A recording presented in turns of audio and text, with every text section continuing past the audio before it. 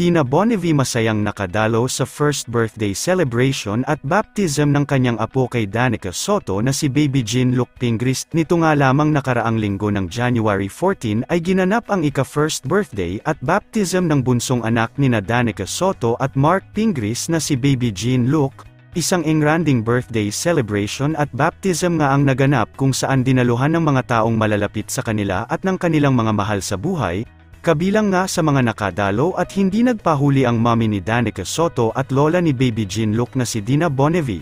Mula sa Instagram account nito ay masaya nitong ibinahagi ang iilang larawan na kuha mula sa first birthday celebration at baptism ng kanyang apo na si Baby Jean-Luc.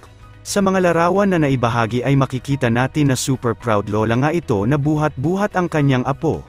Kalakip naman ang mga larawan ay nagbigay din siya ng isang matamis na mensahe para sa ika-first birthday at baptism ni Baby Jean-Luc. Narito ang kanyang naging buong mensahe: Happy birthday Jean-Luc! Welcome to the Christian world. I pray that Jesus will always be your guide in everything you do. You are lucky to have wonderful parents and to belong to a family of people who love and believe in Christ. Live a life that pleasing to Him. Isang matamis na birthday message nito para sa apo.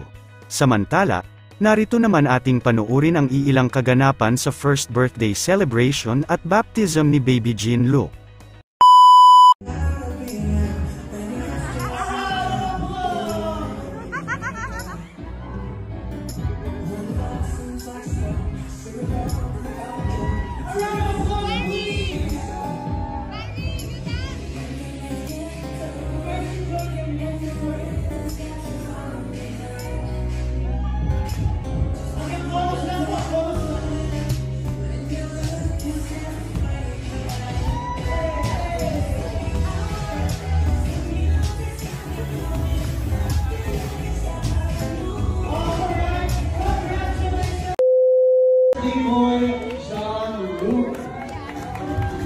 Please give them a round of applause and don't forget to wave to our birthday boy, our little prince himself for today. Alright, we'd like to ask the birthday family to please go on stage. Please watch your step as the